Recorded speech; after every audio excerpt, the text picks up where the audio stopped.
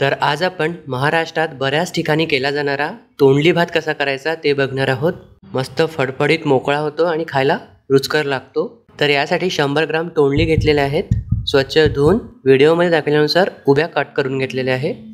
त्यानंतर साधारण 1 वाटीच्या जवळपास तांदूळ घेतलेला आहे। तांदूळ 2 ते 3 वेळा स्वच्छ धुवून घ्यायचा। धुतल्यानंतर त्यामध्ये थोडंसं पाणी घालून तसाच राहू द्यायचा। भात करण्याकरिता पॅनमध्ये 2 ते 3 मोठे चमचे तेल गरम करून पाव चमचा मोहरी, अर्धा चमचा जिरं, थोडेसे तमालपत्र, आवडीनुसार हिरव्या मिरच्या, 1 चमचा आलं लसूण पेस्ट, कढीपत्त्याचे पानं, थोडेसे काजू आणि कट करून घेतलेली तोंडली घालून हे थोड्या वेळ तेलामध्ये परतून घ्यायची। फोडणी जी आहे खमंग बसायला हवी। जर तुम्हाला तोंडली आवडत नसेल तर तुम्ही या जागेवर तुमच्या आवडीची भाजी सुद्धा घालू शकता।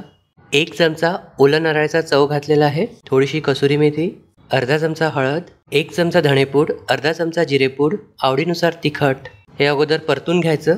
साधारण 2 चमचे गोडा मसाला घालायचा आहे आणि जे धुवून घेतलेले तांदूळ आहे ते सुद्धा घालून घ्यायचे।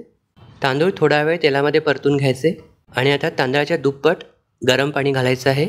वरून चवीनुसार मीठ घालून हाय फ्लेमवर उकळी येतपर्यंत 5 मिनिटे शिजवून घ्यायचं। पाणी आटत आलं की गॅसचा फ्लेम अगदी लो करून यावर झाकण ठेवून लो फ्लेमवरच शिजवून घ्यायचं। मध्ये एकदा तुम्ही ढवळून किंवा मिक्स करून घेऊ शकता। भात शिजला आहे। शेवटी यामध्ये 1 चमचा तूप आणि अर्ध्या लिंबाचा रस घातलेला आहे।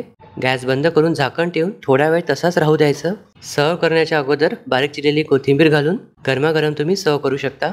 तर इथे आपला हा तोंडली भात तयार आहे। नक्की ट्राय करून बघाल, कसा झाला कमेंट्समध्ये सांगाल आणि व्हिडिओ आवडल्यास लाईक करायला विसरू नका।